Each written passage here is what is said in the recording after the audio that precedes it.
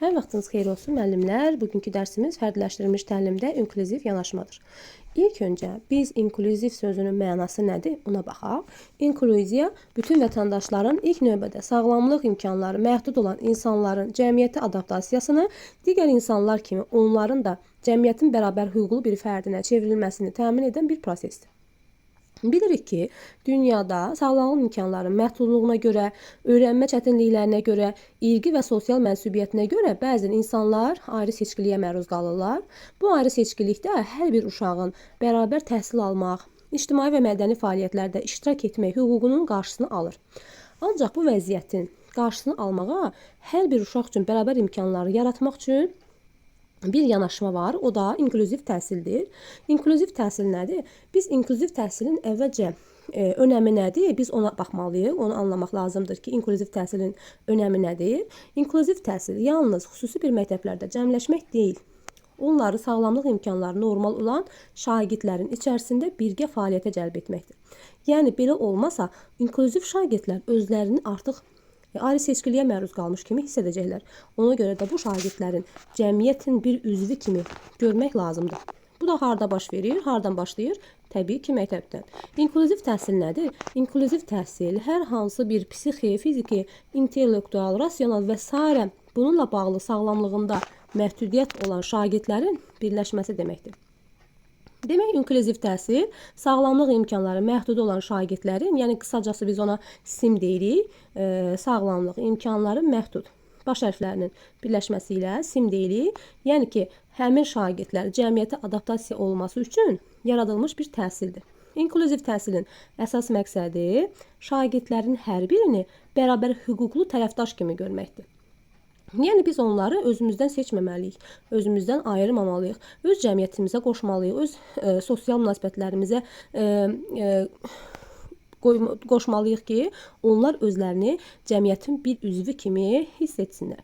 İnklüziv təhsilin əsas məqamlarından biri həmin insanların elə bərabər hüquqlu fərdlər kimi görünməsini təmin etməkdir. Bəs inklüziv təhsildə hansı istiqamətlər var? Hansı istiqamətləri biz inkişaf etdirməliyik, hansı istiqamətlə getməliyik? İlk öncə bütün insanlara eyni münasibəti təmin edərək hər cür diskriminasiyadan uzaq saxlamaq. Xüsusi təlim ehtiyacları olan şagirdləri ümumi təhsil müəssisələrində onlar üçün şərait yaratmaqdır. Bəs inklüziv təhsilin hansı prinsipləri var? Onun da özünə məxsus prinsipləri var. Birinci prinsip odur ki, insanın dəyəri onun qabiliyyət və nailiyyətlərindən asılıdır. Aslı değildir. Yəni ki, insana dəyər verərkən biz onun hansı qabiliyyətə malik olduğunu, hansı akademik göstəriciyə nail olduğunu biz ona baxmamalıyıq. Biz insanın dəyərini özünə görə verməliyik. Yəni hər bir kəsə dəyər verərkən onun biliyinə, bacarığına deyil, onun şəxsiyyətinə dəyər verməliyik. Sonra ikinci prinsip nədir? Hər bir kəs hiss etmək və düşünmək qabiliyyətinə malikdir. Yəni ki, inklüziv sağlamlıq imkanları məhdud olan şəxslərin də söz demək haqqı var, onların da hissləri var, onların da düşüncələri var, onların da fikrini dinləmək lazımdır. Onlara da fikirlərinə hörmət etmək lazımdır. Yəni, demək lazım deyil ki, bu sağlamlıq imkanları məhduddur. Biz bunun fikrini almayaq və yaxud da bunun fikrinin heç bir önəmi yoxdur. Biz hər bir kəsin fikrinə hörmətlə yanaşmalıyıq, hörmətlə dinləməliyik. Üçüncü, hər kəs ünsiyyət hüququna malikdir və o dinlənilməlidir. Yəni ki, sağlamlıq imkanı məhdud olan şəxslər də ünsiyyət qurmalıdır, onlar da danışmalıdır, onlar da söhbət etməlidir və onların da fikirləri dinlənilməlidir. Bütün insanlar bir-birinə lazımdır. Yəni ki, sağlamlıq imkanı məhdud olan şəxslərə də normal insanlar, sağlam insanlar da həmin insanlara dəstək olmalıdır, yardım etməlidir. Onlara kömək göstərməlidir. Yəni ki, insanlar bir-birlərinə hər halda, hər vəziyyətdə lazımdır. Sonra 5-ci, həqiqi təhsil yalnız real münasibətlərin kontekstində mövcud ola bilər. Yəni ki, həqiqi təhsil deyəndə real münasibət qurmaqla, şagirdlər bir-birindən əməkdaşlıq etməklə orada artıq təhsil yaranır. Bir-birlərindən öyrənirlər, zəif şagirdlər güclü şagirdlərdən öyrənirlər və güclü şagirdlər zəif şagirdləri öyrətmiş olurlar. Bütün insanlara öz həmyaşlarının dəstək və dostluğu lazımdır. Yəni ki, inklüziv uşaqların da, inklüziv şəxslərin də dostluğa, həmyaşlarından əməkdaşlıq etməyə ehtiyacı var. Yəni bu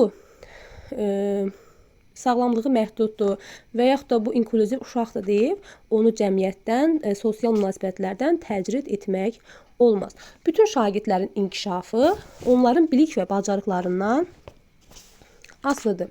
Yəni ki, elə bir şagirdlər inklüziv şagird ola bilər ki, həmin şagird elə bacarığa sahib ola bilər ki, biz baxanda deyə bilərik ki, yəni ki, bu uşaq inklüziv olsa da, bunda nə cür fitri istedad var. Ola bilsin incəsənətlə bağlı, musiqi ilə bağlı və yaxud da akademik göstəricilərlə bağlı. Yəni ki, bütün şagirdlər o tərzdə bilik və bacarıq sayəsində inkişaf edə bilərlər. 8-ci, insanların müxtəlifliyi həyatın bütün sahələrində inkişaf edir.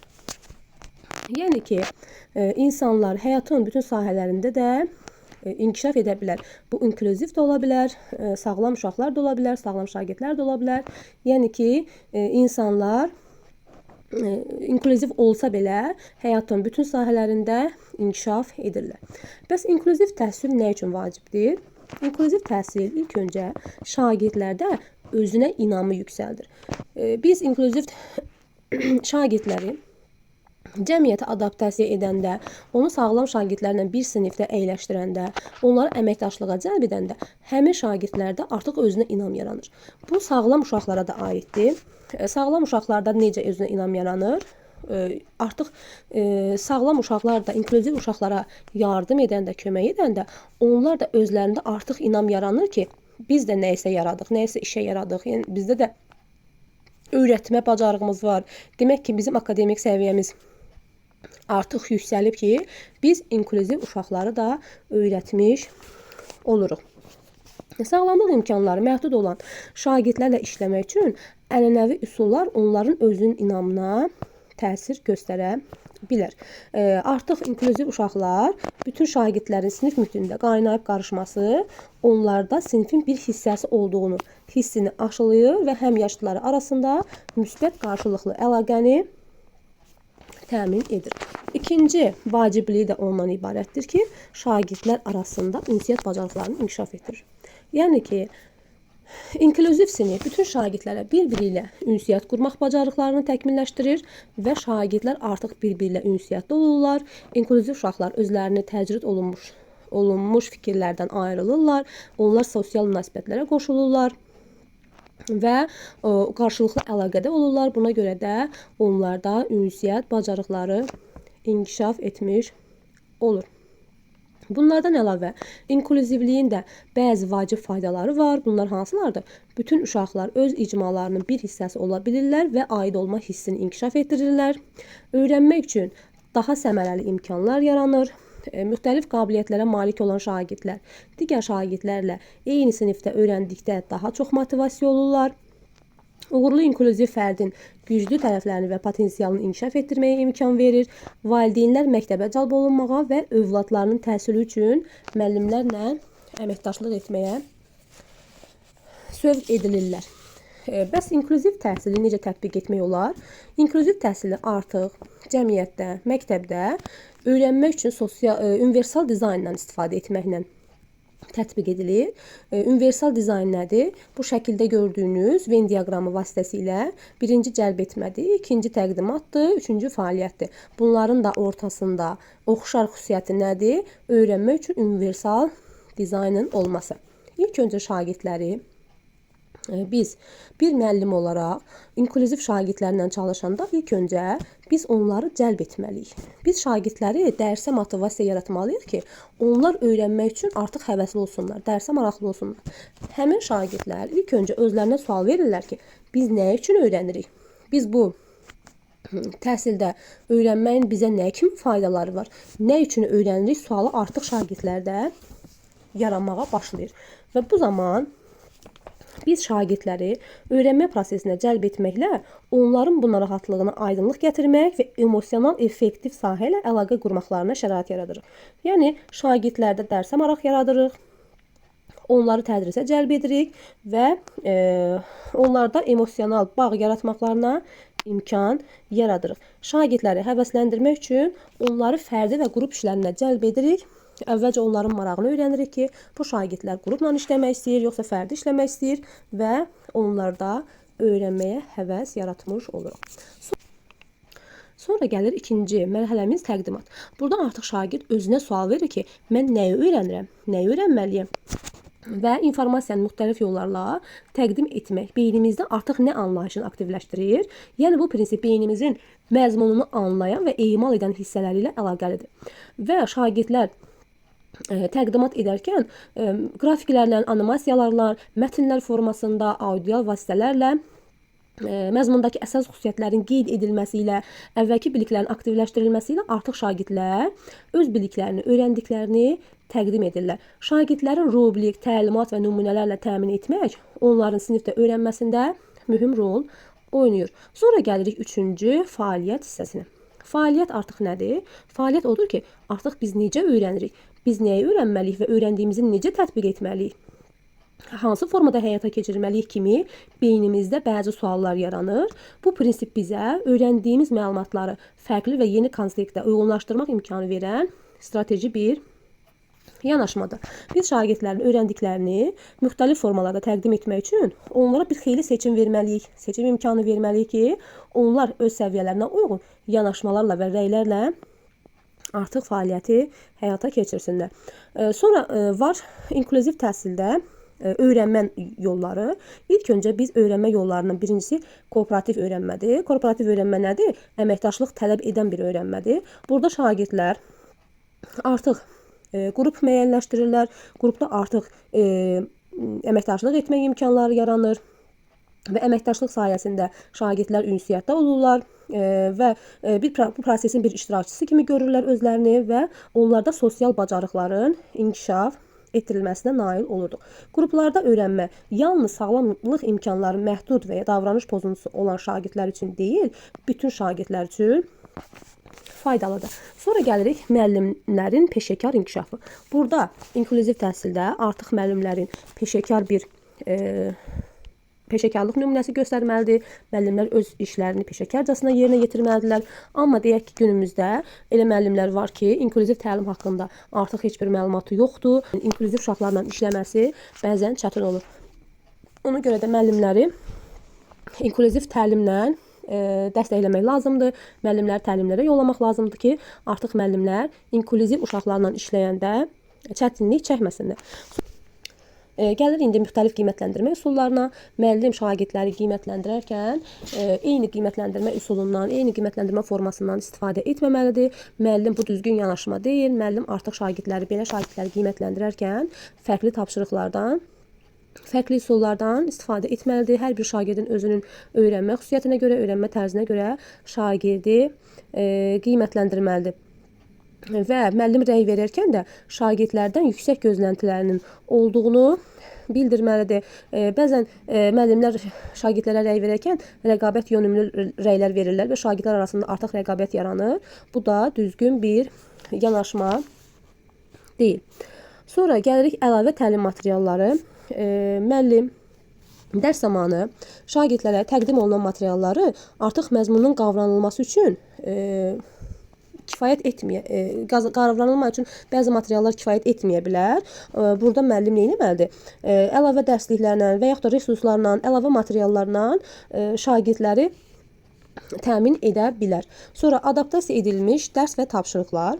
Ənənəvi yanaşma və təlim-tədris prosesi öyrənmə çətinliyi olan şagirdlər üçün uğurlu deyildir.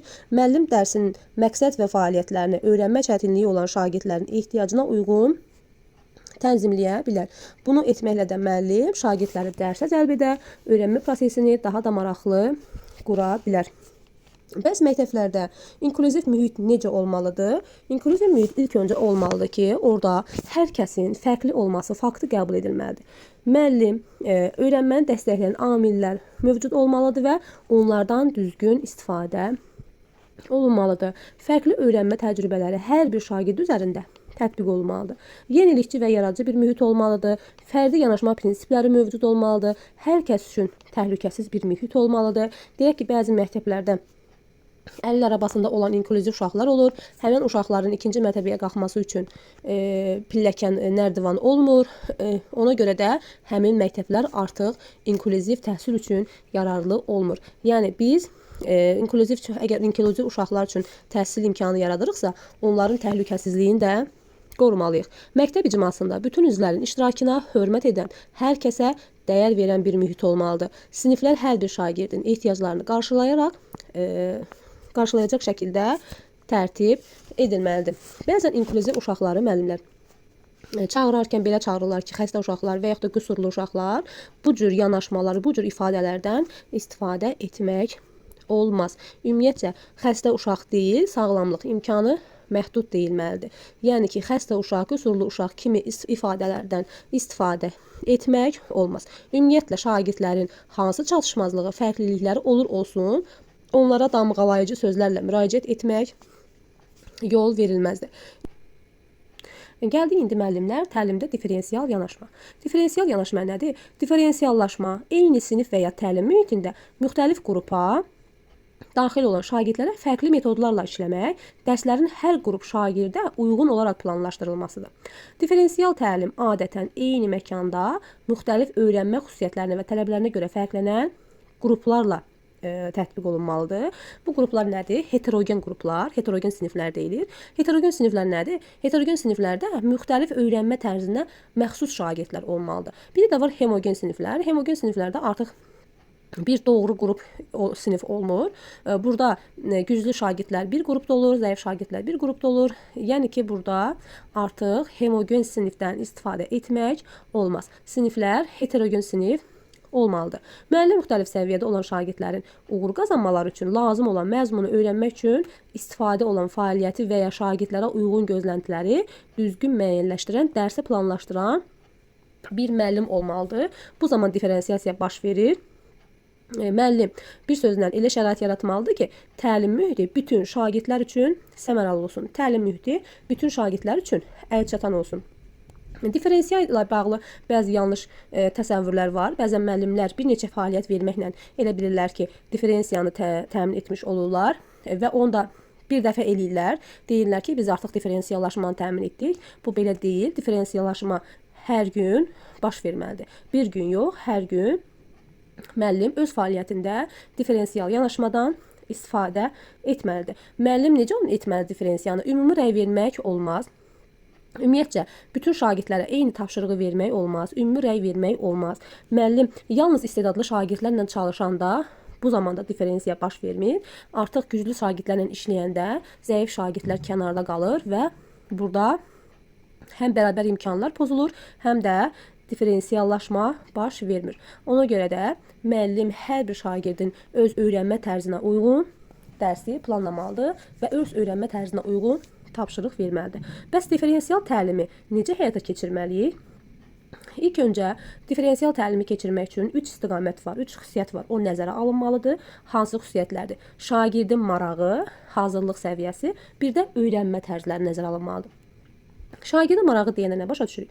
Biz ilk öncə şagirdləri maraqlandıran sahə və mövzuları müəyyənləşdirməliyik ki, şagirdlər hansı mövzuda, hansı sahədə öyrənmək istəyirlər. Biz ilk öncə şagirdin marağını müəyyənləşdirməliyik. Daha sonra onların hazırlıq səviyyəsinə baxmalıyıq ki, şagirdlər nə öyrəniblər və nə öyrənməlidirlər.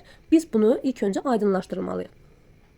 Daha sonra öyrənmə tərzlərini aydınlaşdırmalıyıq ki, şagirdlər hansı öyrənmə tərzinə malikdirlər. Audialmı, vizualmı, oxuyub yazaraqmı və yaxud da kinestetik mi öyrənmə tərzinə məxsuslar? İlk öncə biz bunu aydınlaşdırmalıyıq. Daha sonra şagirdlərdə tapşırığı verməliyik. Diferensial təlimin tədris üçün bir neçə komponenti var. Bunlardan 4 dənədir. Biri məzmundur, ikincisi prosesdir, üçüncüsü nəticədir, dördüncüsü isə qiymətləndirmədir. İlk öncə baxaq görək məzmun nədir? Məzmun şagirdə ötürülən informasiyadır. Müəllim ilk öncə dərs zamanı tədris olunan məzmunu asistantların tələbinə uyğun təşkil etməlidir. Daha sonra şagirdlərə qavraya biləcəkləri bir tərzdə hazırlanmalıdır dərsi, məzmunu və tapşırıqları hazırlayarkən idrak taksonomiyasının mərhələlərindən, Bloom taksonomiyasının mərhələlərindən istifadə etməlidir. Yəni ki, xatırlamaq, anlamaq, tətbiq etmək, təhlil etmək və dəyərləndirmək, yaratmaq mərhələsindən istifadə edərək müəllim tapşırıqları hazırlamalıdır. Tapşırıqların çətinlik dərəcəsini müəyyənləşdirən meyarlardan istifadə etməlidir. Məsələn, burada bir neçə nümunə yazılır. Məsələn, deyir ki, tolerantlıq nədir? Tolerantlıq nədir deyəndə artıq şagirddə xatırlama mərhələsi baş verir. Tolerantlığın növlərini onların mahiyyəti ilə uyğunlaşdırın deyəndə burada artıq xatırlamaqdan sonraki mərhələ olur. Anlamaq mərhələsi.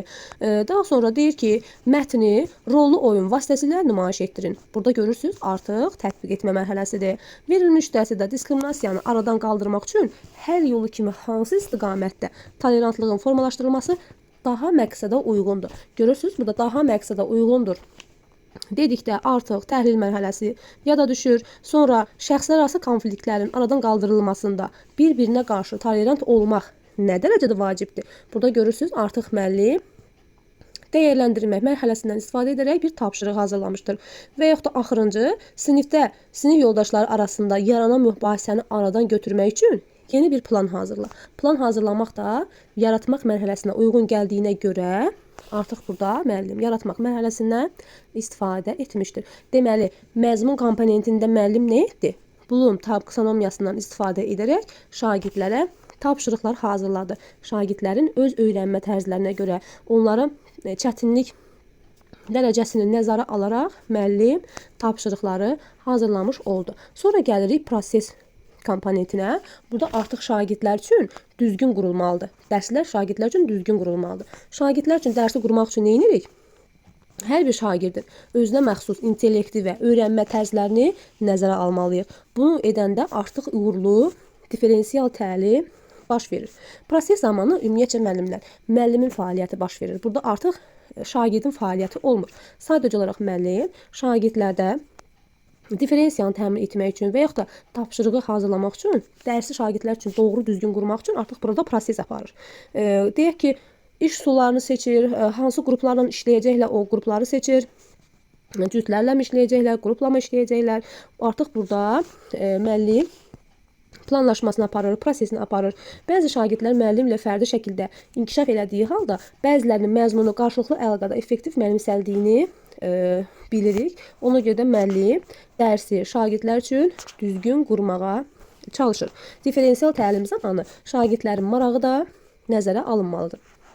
Buna bir nümunə deyək. Məsəl üçün deyək ki, oxu materiallarını vizual və sözlə öyrənənlərə uyğun seçmək və yaxud da eşidərək öyrənənlərə mövzunun səsli versiyasını dinləmək imkanı yaratmaq, kinestetik öyrənənlər üçün tapşırığı bitirmək üçün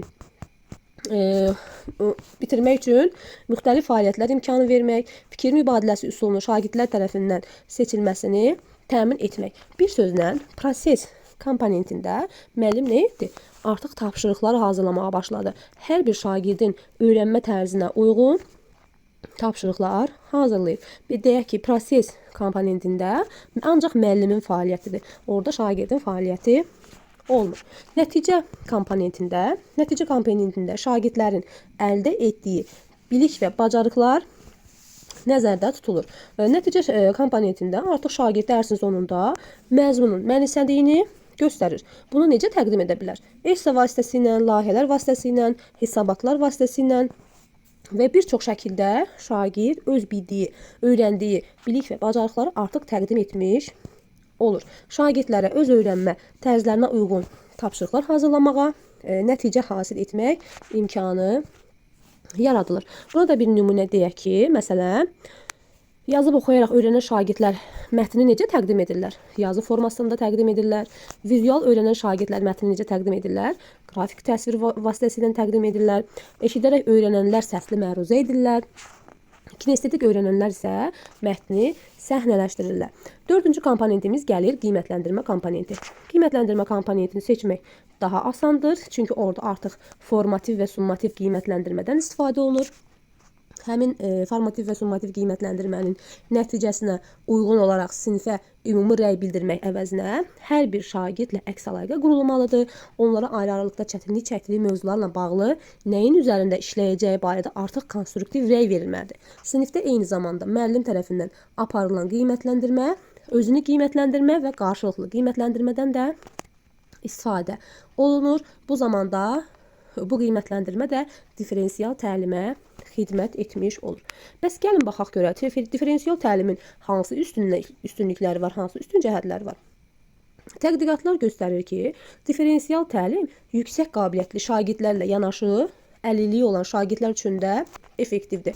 Biz inklüziv yanaşmanı da keçəndə dedik ki, orada hər bir şagirdə ayrı-ayrılıqda rəy verməliyik, hər bir şagirdə ayrı-ayrılıqda fərqli yanaşma, müxtəlif yanaşma nümayiş etdirməliyik. Ona görə də inklüziv yanaşmada da differensiallıq baş verir.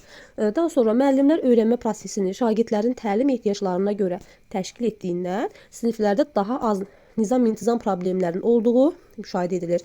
Əvəzində şagirdlərin öyrənmə ilə daha çox məşğul olduqları görünür. Keçirik indi differensiallaşma və scaffolding. Scaffolding nədir bilirik ki, müəllimlər? Scaffolding şagirdlərə istiqamət vermək, yol göstərmək və onları öyrənməyə yönləndirməkdir. Yəni ki, effektiv differensiallaşdırılmış təhsil proqramı şagirdlərin yaxın inkişaf zonası daxilində onların təlim ehtiyaclarına cavab verən və smart məqsədləri olan yüksək keyfiyyətli tədris deməkdir. Smart nə idi? Spesifik, ölçülə bilən, əldə edilə bilən, realistik və zamana əsaslanan keyfiyyətli tədris deməkdir. Ümumiyyətcə, ümumi təlim strategiyası kimi differensiallaşma da scaffoldinga oxşuyur. Scaffoldinglə differensiallaşmanın hər ikisində məqsəd nədir? Müxtəlif şagirdlərin eyni təlim nəticəsinə çatmasına nail olmaqdır. Yəni ki, şagirdi olduğu yerdən hədəfə aparmaqdır, hədəfə çatdırmaqdır. Differensial yanaşma dərs prosesində tətbiq olunur, scaffolding isə bütövlükdə tədris yanaşmasını da əhatə edir. Yəni ki, scaffolding geniş anlayışdır, böyük anlayışdır, amma differensiallaşma isə bir dərs ərzində baş verir. Ona görə də differensial yanaşma scaffoldingin içərisində yer alan bir prosesdir. Müəllimlər, differensiallaşmanın nə olduğunu bildik. Differensiallaşma, yəni eyni sinif və ya təlim mühitində müxtəlif qrupa daxil olan şagirdlərə uyğun dərsin planlaşdırılmasıdır. Yəni, differensiallaşma nədir? Hər bir şagirdin öyrənmə tərzinin nəzərə alınmasıdır. Orada bərabərlilik, ədalətliliyin qorunmasıdır. Hər bir şagirdə çətinlik dərəcəsinə görə müxtəlif tapşırıqların verilməsidir. Onların bir sözlə öyrənmə tərzlərinin nəzərə alınmasıdır. Differensial təlim haqqında da bu qədər müəllimlər. Sağ olun, salamat.